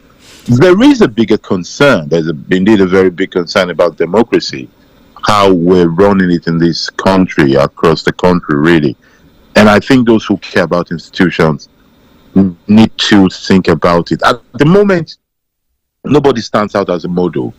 INEC is not. If I say INEC is not what it ought to be, it sounds bad, but it's actually worse than that. I'll just let people look at something. There is no institution, organization, or process in Nigeria that is taking INEC as its model, as its role model. Nobody said, let us be like INEC. And that tells you a lot about the level of performance of INEC, and that's a terrible thing. I think somehow some people need to rediscover the essence of democracy, and they need to say, no, not on my watch as a police commissioner or AIG will such violence prevail, because I won't allow people to rig, I won't allow people to beat up each other. We need things like that. We also need the judiciary to in a way step in to say, look, this is what democracy is about. If anybody does not understand the importance of democracy, the judiciary should. And because they study the law. Professor, since we're on the matter of the elections especially, right, let's go to Dr. Paul's point. He talked about Imo, but also talked about Kogi, and it struck me where he is of the opinion that, the sitting governor is trying to influence the outcome of the election, right? And it speaks to concerns around Governor Yahaya Bello's relevance at the end of his tenure. We know he supported the current administration at federal level after begrudgingly stepping down. And I say begrudgingly simply because of, his comments, his body language. I still remember the video where he was mimicking the president, trying to adjust his agbada. Just your general thoughts on this and what the future holds. And how he stormed out of the meeting. Yes, there's that too. And how he stormed out of the meeting. But I think, yes, it's natural for people leaving office to try to influence their successors. It's natural, and ideas are legitimate. What is in question is the method of doing it. You know, ideally, you should just campaign for the person. You know, choose somebody, support somebody you think is as good as you, because contrary to what politicians say, they rarely take people better than them. You know, take somebody as good as you and try to support that person in all clean ways. The problem is when you use underhand methods, and that is where the issue lies on the kind of democracy we run. But that said, I think people generally, and opposition in particular, should just need to come up with a higher form of organization, which is not very easy, because if somebody is using state power against you in a non-stately way, then we have a huge problem. But I think somebody will need to overcome it, because it does happen in some states. So I think opposition and citizens just need to learn the best method to to overcome. And this is where pragmatism and cynicism can come in. So some people need to and say we won't allow this to happen, whatever it takes. Apologies, Professor. I know I'm hurrying you along. I want us to take the comment on WhatsApp. Biggest O says, my opinion, I think we are getting better. Once upon a time, when political parties are taking states and not through election, even former Vice President confirmed that. Gone are those days when a state NURTW chairman will remove an elected governor, case of Ladoja and Elewe-Omo. It's a no-brainer. We are progressing. Thank you for your contribution, Biggest OO, speaking to the state of our democracy. Now, Professor, we still have two more points. George talked about Labour, but we'll wrap up with it. John was talking of the credibility of elections, right? And it crossed my mind that I wonder if here, because he was daring the APC to conduct credible elections and see if they're still popular. In the US, where they have that system where lawmakers are elected somewhere in the middle of the term of the executive, right? Do you think such a system would work? Would we benefit from changing? I mean, this depends on an effective legislature, but that's besides the point. Would it work? And then we'll come to George's question and wrap up. We've got about 3 minutes, Professor. Apologies. Well, I think it's a good system. It's a typical system of presidential system to have midterm elections so that it will force the government not to think they have full 4 years in which they can do whatever they like. You know, it forces them to know that if we do not behave well in the next 1.5 years, there's going to be an election that will test us. So, you know, they're forced to behave well. I think it's a good system. But all these things will work in a place where the system is transparent and credible. If somebody is going to use state power, what do we call it in Nigeria, power of incumbency, to manipulate elections, then it won't work. But ideally, it's a good system, yes. And finally, on George's point, with his question, I can also, note the cynicism. He's really about the intention of Labour. Is it because of the things they discussed with the federal government regarding the MOU, or is it because of this attack on Mr. Ajaero? Well, Labour says it's both, but let me say very clearly. I believe that the attack on Ajaero, Mr. Ajaero, is enough reason for Labour to pull out all its arsenal. It's enough reason for them to go to the extreme, and we need to take it serious. You see, if we think it's just Mr. Ajaero they're touching, we're wrong, because today it's him, tomorrow it could be anybody else. We need to take it very serious. It is not known as the fourth estate in democracy. People call it the media. But actually, Labour is a big cornerstone of democracy. I've disagreed with them in terms of merit a lot of times. But I do understand their role in the institution. And I see any attempt to gag them, especially using violence, is not only barbaric, but it's also anti-democratic and anti-institutional. Well, Professor, thank you for your time and your thoughts as always, and see you next Wednesday. And to each of you who contributed to the conversation, particularly to Dr. Paul for forgiving me for flouting the law. A big thank you to every one of you. You want to stick around. Aramide Folorunsho is up next. She's got you the latest in business and finance across Nigeria, Africa, and the rest of the world. This is Radio Now 95.3 FM, Lagos. Every second and every minute, something new happens. The news breaks. People at a spot and angry mobs decided to bomb. Everyone wants to share it, but not everyone wants to dig deep. Now that's where we come in. We bring you the news and go beyond with in-depth conversations and analysis with stakeholders. I honestly think that the federal government on its own part has if voters or more people want to be part of that decision-making process, they need to be part PDP is not a good measure of development anyways. We are not there. We need to counter the narrative of the fact that their vote does not count. If their vote does not count. We bring you the story within the story, and that's what makes us tick. We are Radio Now 95.3 FM Lagos, and we go beyond the news.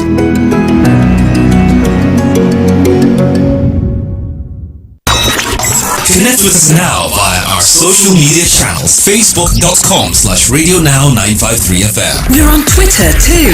Connect with us there and get involved. At Radio Now 953 FM. 953 FM. Like what we do? Share it on your socials and tell everyone. Want to see some more of us? Head over and meet us on Instagram at Radio Now 953 FM. Get in touch. We'd love to hear from you. From the Central Business District of Lagos, Nigeria's commercial capital, this is 95.3 Business Now. Wednesday, the 8th of November. I am Aramide Folorunsho, and a warm welcome to the program. So let's get started. A good news for Nigeria's oil export sector as the NNPC announced the addition of a new crude oil grade into the international oil market. The NNPC said the new Nembe crude oil grade was a product of a joint venture with ITIL, an indigenous energy company, via ITIL's oil mining lease number 29. Making the announcement of the new Nembe crude oil grade at a conference in London, the NNPC says 2 cargoes of 950,000 barrels each of the new Nigeria oil grade has been exported to France and the Netherlands. The new Nembe crude oil is an attractive assay of API 29 and of low sulfur content, and it's attractive to the international oil buyers and command a premium to the global London Brent benchmark. In the meantime, the 2024 edition of the State of the African Energy Sector report was released on Tuesday by the African Energy Chamber based in South Africa. The new report outlines current industry trends, analysis of cash flow dynamics and investment trends, emphasizes low carbon gas and renewable energy source among other key information and outlook. The Canada African Development Bank Climate Fund, established to support gender affirmative climate change projects in Africa, has approved $36.3 million to 2 private sector operations to advance climate adaptation on the African continent. The amount, in the form of concessional loans to the private sector companies, comprises of $18.3 million approved for the rehabilitation and expansion of the Port Autonome de Cotonou in Benin, and another $18 million to support the construction of 3 seawater desalination plants under the Green Investment Program of OCP Group in Morocco. MultiChoice is inviting innovators, entrepreneurs, community leaders, and activists who are working to find cutting-edge solutions to climate change to submit their entries for the 2024 edition of its Earthshots Prize. And now the Earthshots Prize is a global environment prize to discover, accelerate, and scale groundbreaking solutions to repair and regenerate the planet. It is awarded annually to 5 winners, each receiving £1 million prize grant to scale their project. The Organization of the Petroleum Exporting Countries and its allies, known as OPEC Plus, sees a healthy global economy growing despite the broad challenges of inflation. Addressing the August European Crude Conference on Tuesday, the OPEC Secretary General Haitham Al-Ghaz said the United States is doing very well, although Europe is struggling, while forecasting that Chinese annual growth is expected in the range of 4.5% to 5%. NGX Regulation Limited is today hosting a retail investors webinar in the Nigerian market. The online event was designed to equip retail investors with invaluable insights, innovative strategies, and approaches for successful participation in the Nigerian capital market. Well, in corporate news, NGX listed mining company Japol Gold and Ventures has announced plans to raise additional equity capital of 20 billion naira on the local market through special placements with identified investors. The company also plans to list an additional 8 billion ordinary shares valued at 2 naira 50 kobo per share on the NGX to support the expansion of its minefield operations. Coming up after the break, let's review FMDQ's 10-year Nigerian market history. More on that after the break. Join us again, everyone. This is 95.3 Business Now. This is Radio Now 95.3 FM. Come for the news, stay for informed conversations. Connect with us now via our social media channels. Facebook.com/RadioNow953FM. We're on Twitter too. Connect with us there and get involved. At Radio Now 953FM. 953FM. Like what we do? Share it on your socials and tell everyone. Want to see some more of us? Head over and meet us on Instagram at Radio Now 953FM. Get in touch. We'd love to hear from you. This is 95.3 Business Now. Welcome back to Business Now. The FMDQ Securities Exchange is marking its 10th anniversary this Friday through an evening event that was designed to look back at a decade of the exchange that specialized on debt and foreign exchange trading. Nabila Mohammed is a banking research analyst at Chapel Hill Denham, and she joins me now for some perspectives into the FMDQ's 10-year history in the Nigerian market. Good morning to you, madam. We thank you for connecting onto the show. Good morning, and thank you for having me. All right, you're welcome. So, how would you describe the past 10 years of the FMDQ Securities Exchange, now the FMDQ Group? I would say they have evolved astronomically because each year in the past 10 years, they have recorded a significant milestone that has sort of raised the bar, especially for the NGX, just to improve the market landscape and how we trade and how we do carry about our businesses. They also started off the FMDQ Clear, like similar to the CSCS, just like we have the CSCS on the NGX. They have their own institution that is saddled with that responsibility. So I would just say in general that they have developed the debt market, allowing for private issuances, listings and quotations, just being more open to accommodating more products that are listed and can be traded. That's what the FMDQ has done over the past 10 years. They've also created a platform for price discovery, just to allow for transparency and fairness when it comes to negotiating prices of instruments that are listed on their platform. They also help in FX stability in 2016 and 2017 as they help the FX banks to lift the forward contracts on their platform. So all these things are very significant milestones. Before I even forget, they recently launched the exchange traded derivatives market, which would also go live this year, sometime this year launch. So all these milestones really in the last 10 years by the FMDQ have sort of awoken the NGX as well to perform, and this is what we need for the market. We want a market that is booming. We want a market that is able to, across board, do things that will show to the outside foreign investors that this is our capability and this is how transparent they can trade whatever instrument they want to trade. So I would say yes, they have evolved and we like what they have done so far in the last 10 years. Indeed, it's been an amazing 10 years, but how much more would you like to see in the years ahead from the FMDQ group in terms of innovation and the likes?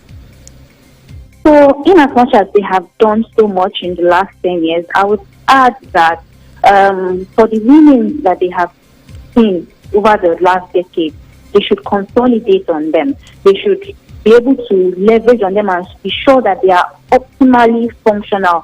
Everything that they have introduced should continue to be running smoothly. We should ensure that there is an active derivatives market. Since they have brought it on board right now, they should make sure that it is up and running, it is active, and it can even go beyond what they have introduced this as, and provide hedge for especially these FMCGs that are facing or grappling with FX losses presently. They can provide opportunities for them to hedge against all those FX losses. They can also introduce more products that are diversified, and that would, compete not necessarily within Nigeria, but across Africa. I mean, we are looking to improve our capital market structure to be able to beat other African countries in terms of performance. So we should be looking to include more products that are not already there. We should also improve, I would expect them to also improve their database, because that's one thing that I feel when they are able to cover all channels and make sure that data is available and accessible, we would not be having it to boost the transparent nature of their platform. I would also not be surprised. I would be expectant to see them double into equity listings going forward, as I feel this will, sort of improve, bring about healthy competition, especially with the NGX. So when we have those platforms, those exchanges doing very well in terms of listings, in terms of trading, we would definitely see the entire capital market revamped. So those are some of the things that I feel I would want to see them, improve on and adopt going forward. All right, we thank you for those insights on the 10-year anniversary of FMDQ Securities Exchange. That's Nabila Mohammed, a banking research analyst at Chapel Hill, Denham. To have a great day ahead on the Market Street, madam. Thank you so much. Thank you for having me. All right, you're welcome.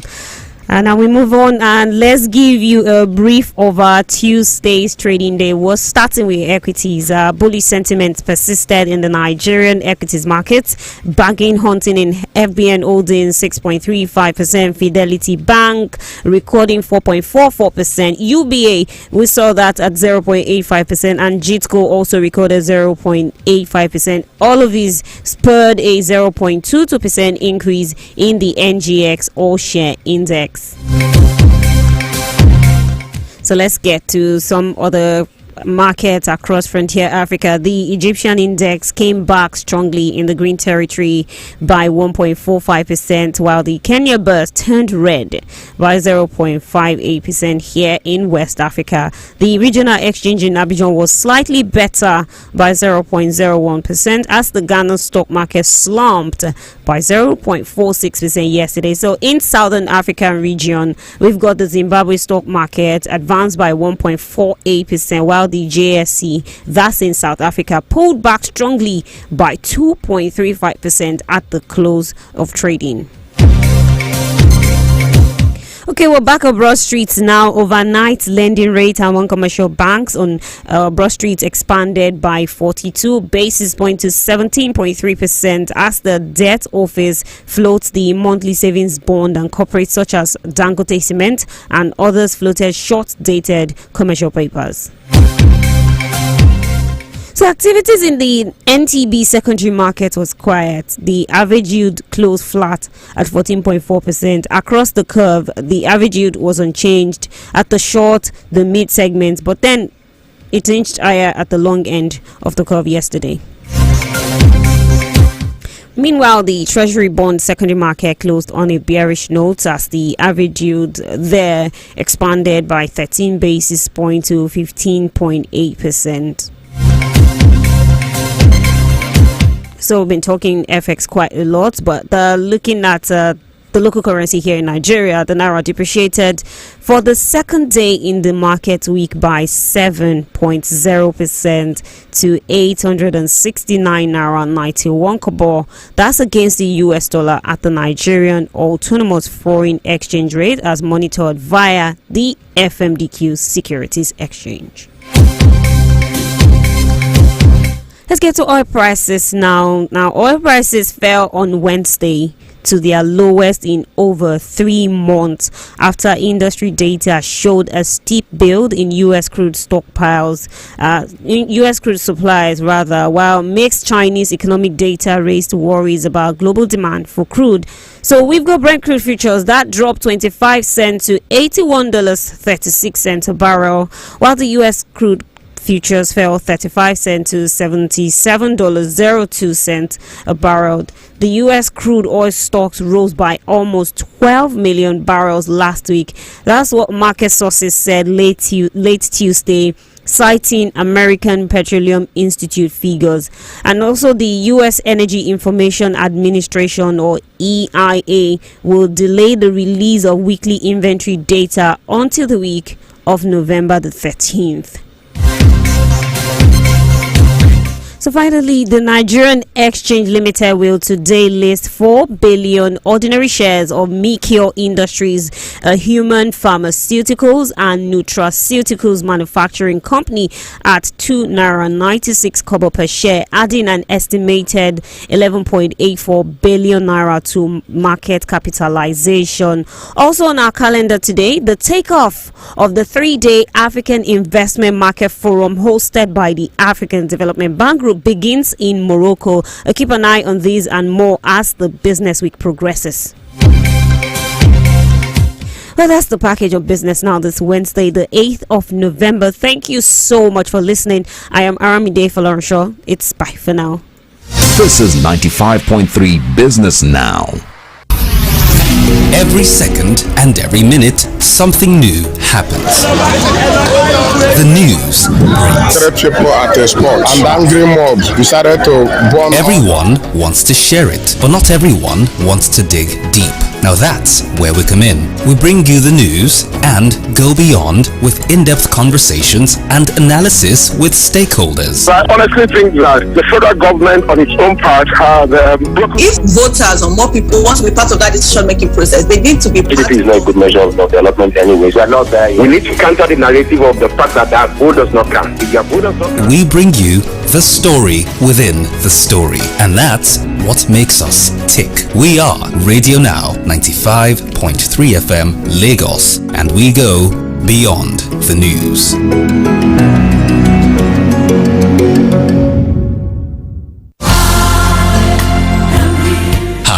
I'm Chris. I'm a trader operating a chain of supermarkets. I engage in monthly comfortable contributions with my insurance company. It gave me the opportunity to inject